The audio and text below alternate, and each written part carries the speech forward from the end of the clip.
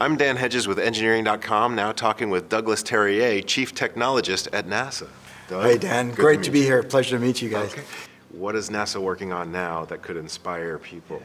Yeah, so I think one of the things that that motivates me coming into work every day, frankly, is that I want to be a part of the team that creates that next big experience that these kids are going to connect with, that my grandkids are going to connect with. I think not only do they need it, but they deserve it. We have a bright, energetic, incredibly optimistic generation coming up, and they've got a lot of distractions, much like I did growing up in Jamaica. We need to provide them with that kind of signal in the noise that they can latch on to and motivate them to keep working. We actually have, I think, in front of us way more excitement, way more challenge, audacious missions than we had in the past. We tend to talk a lot about Apollo and the shuttle and the International Space Station that's just doing remarkable things in space today. But as we look forward, we're on the cusp of just some of the most amazing scientific discoveries and amazing missions in front of us.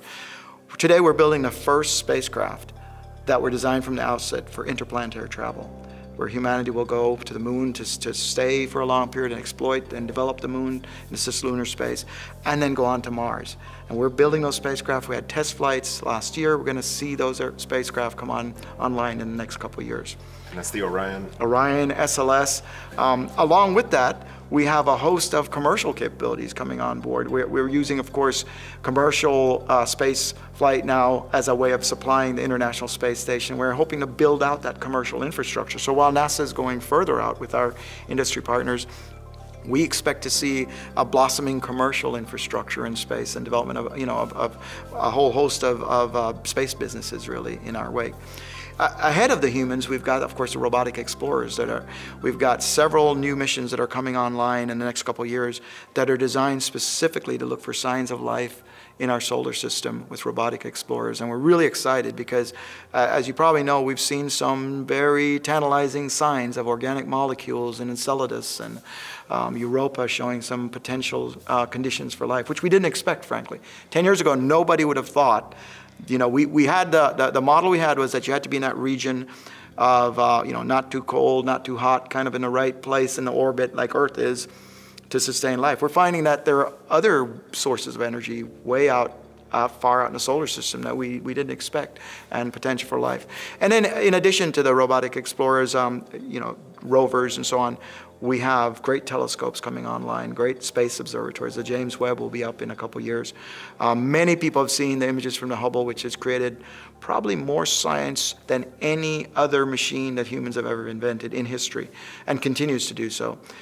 Hubble has given us the opportunity to rewrite every textbook about everything we thought we knew prior to Hubble about the way the universe works. And James Webb will have 10 times the resolution, allowing us to see further into space, and equally important, further back in time to the very beginnings of the universe. So it's just a remarkable future ahead of us. We're kind of working on all fronts simultaneously.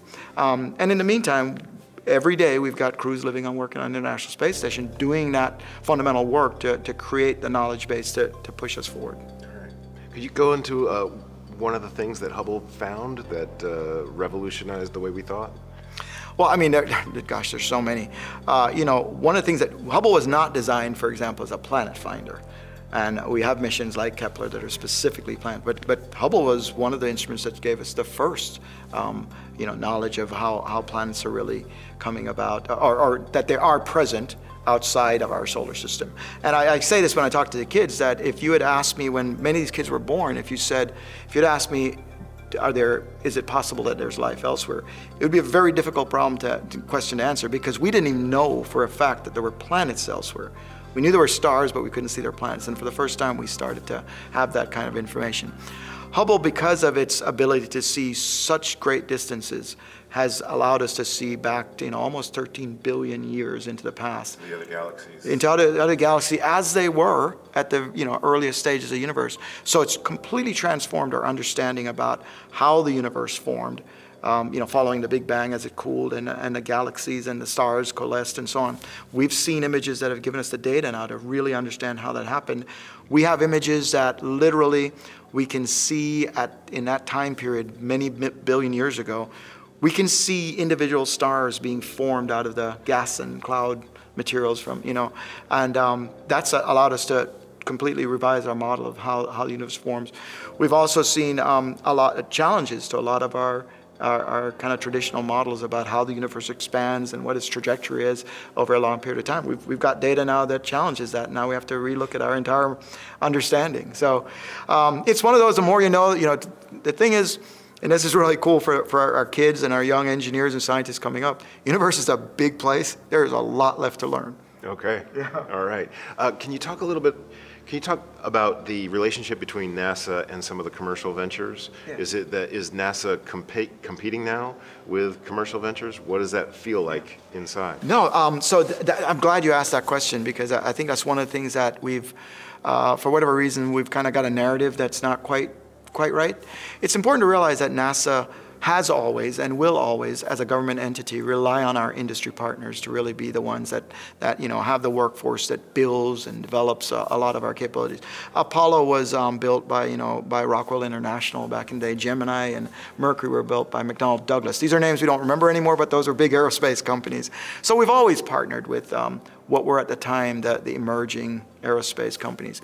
And so we have a very developed, very mature relationship with some of what we call the legacy aerospace partners, the Boeings, the Lockheeds, Northrop Grummons, and so on.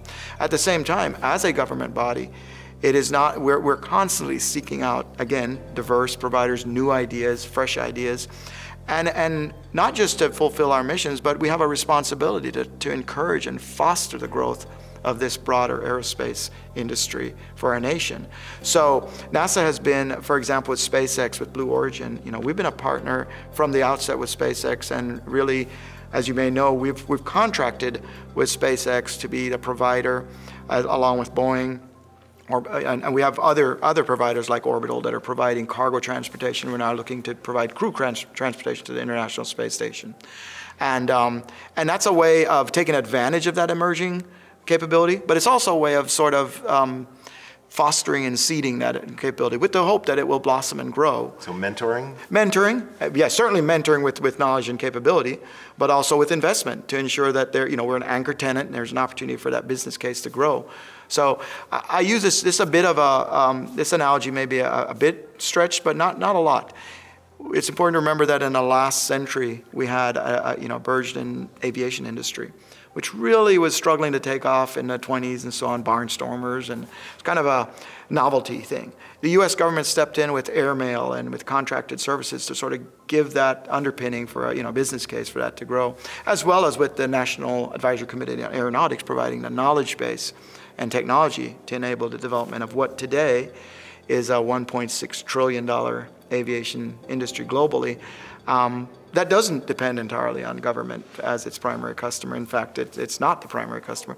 That's an example of success. So I think of our role as NASA and the federal government in general as one of, we are out in front trying to lead on that leading edge of exploration, creating the technology and this new science and new knowledge, but equally important, feeding that back into not just aviation or aerospace, but broad sectors of society to enable commerce, to enable better quality of life.